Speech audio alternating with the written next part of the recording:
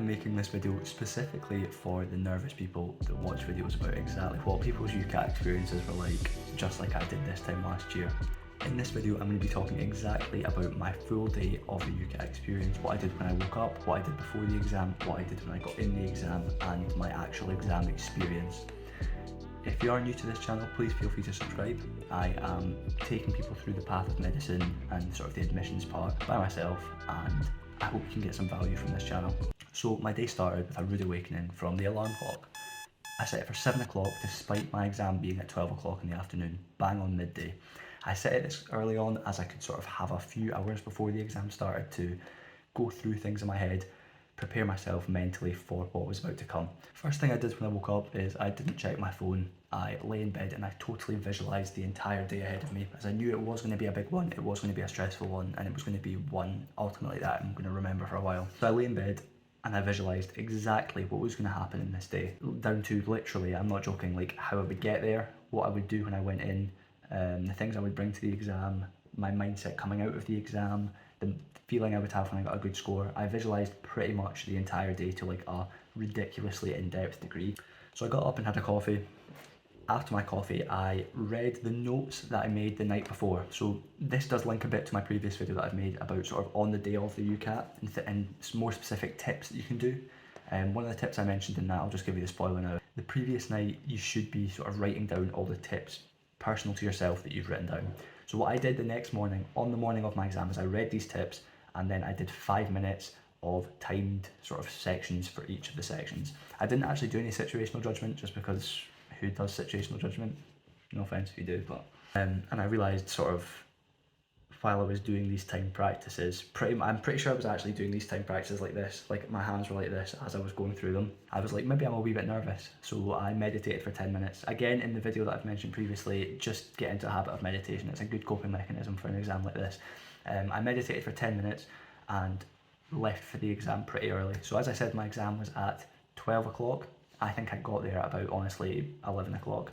So I left my house pretty early, arrived at the test centre again pretty early, and then got a flat white. So the flat white is a very important point in this video, as it's what I like to call a tactical flat white. And what I mean by a tactical flat white is in the UCAT exam, you're not allowed to go to the toilet. You can't go for a pee halfway through the exam. You don't want to be drinking a latte, because lattes are that size. You don't want to be drinking a cappuccino, because it's that size. You don't want to be drinking an Americano, because it's that size. You need to have a flat white because it's that size. I got a flat white at a local coffee shop and I sat outside the exam hall reading my 1,200 UCAT questions just to keep my mind going. It was more of a nervous thing than anything else. So I got into the UCAT reception area, I put my book, my phone and everything in a separate locker, and all I had was my key for the locker and my ID. So I went up to the desk, handed over my sort of keys, my ID. They make you do weird stuff like look, you have to look that way so that they can see you don't have mics, or I assume like video cameras strapped to you somewhere so somebody can communicate with you, as if you could actually do that in the UCAT exam. Like imagine I'm sitting there in the UCAT exam and I've got somebody in my ear being like, I can't see the verbal reasoning question, like who you're not actually going to be able to do that. And certifiably at this point I was absolutely bricking it. I was totally shitting myself, because despite all of the sort of mental preparation I had done, it is a nerve-wracking experience regardless, and you just need to sort of be able to shut off some negative thoughts beforehand. So that I go into the exam hall, I've got my whiteboard now that they give me, and I've got my locker key and my ID, and I sit down at the test. I pressed start on the test as soon as I sat down. I didn't even give myself like a time to think, I just sat down, start, and that was me. So I was straight into the 1 minute before verbal reasoning, and I was like, okay, mental pep talk incoming, you can do this, for pretty much for a minute straight, you've worked for this, you can do this, blah blah blah blah. You can imagine the mental pep talk under 1 minute of stress, but ultimately, as soon as you go in, that is your exam time. I pressed start and then the verbal reasoning started.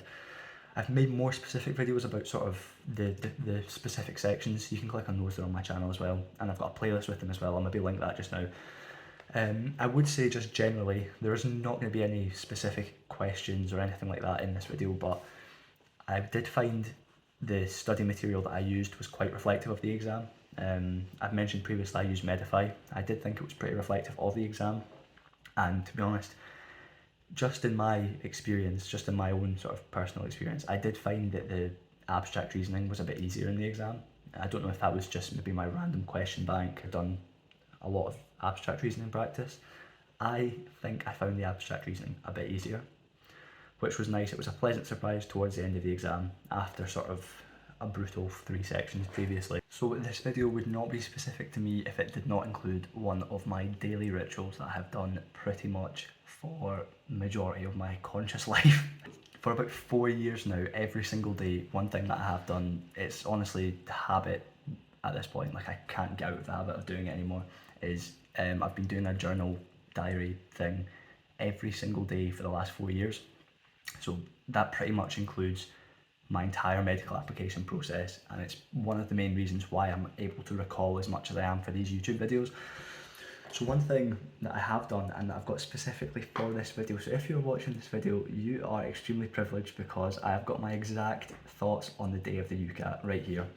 So I'll put the overlay thing on the screen so you can read faster than me.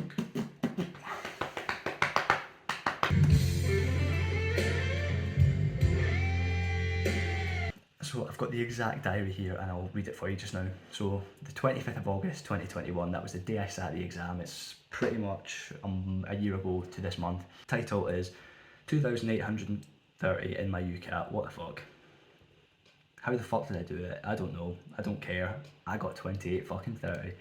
Section breakdown, VR 590, 710, QR 800 with a lot of question marks, which is obviously me being like, I have no idea how I got this. Abstract reasoning 730 and a band 2 in my situational judgment. I went into the exam and I had to show them behind my ears and stuff, as if I could sneak a mic into the exam and it'd even be helpful. The questions were actually not even that bad. They were really like the study questions. Abstract reasoning was maybe a wee bit easier. Amazing, I don't know how I did it, but again, I don't care. The lady handed me the paper exactly like they do in the driving test. So if you pass your driving test, it's the same thing. You get handed a wee bit of paper just like that. And I tried not to look at the results instantly, but genuinely just could not help it. I was going to the toilets and saw it as I was walking to them.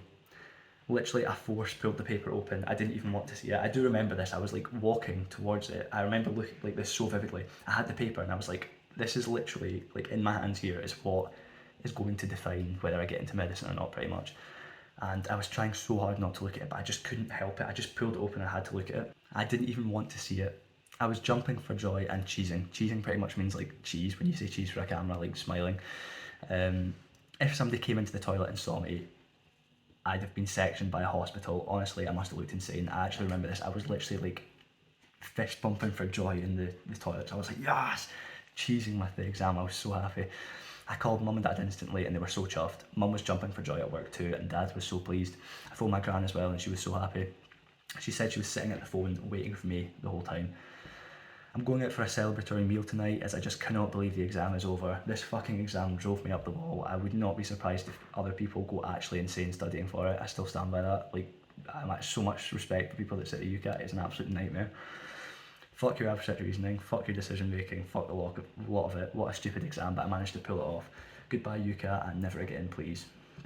Then I've got a photo of a pint with a massive head that I poured myself, so I'm not going to be a bartender for a reason. And then underneath the photo of the pint, for some reason, I've no idea why, I attached a photo of Jeremy Clarkson as a child with the most shocking haircut you've ever seen in your life. Yeah, and that was pretty much my day of the UCAT and exactly how it went to a T, with the actual experience of exactly what I wrote down on the day. If your UCAT is approaching soon, just keep in mind that you are able to do it. My experience is pretty unique to myself. You might have a totally different experience, a much better experience where you can actually sit down and think through your thoughts before you start them and not do what I did and start the verbal reasoning section, then give yourself a pep talk. That would be quite clever. If you are watching this video to procrastinate from studying from the UCAT and still being productive by watching UCAT videos on YouTube, that was me as well. Get off YouTube now, get studying. And yeah, so the recent things that I have been doing, because I've not posted in about 11 days, is I've set up a Discord for sort of UCAT studying for the medicine application process. I'll put a link to this in my channel and I'll put a link to this in the description. But yeah, it's going to be basically a place where people like yourselves and myself can congregate down here. We can sort of talk about the medicine application process, talk about interviews, we can talk about personal statements, UCAT, things like that.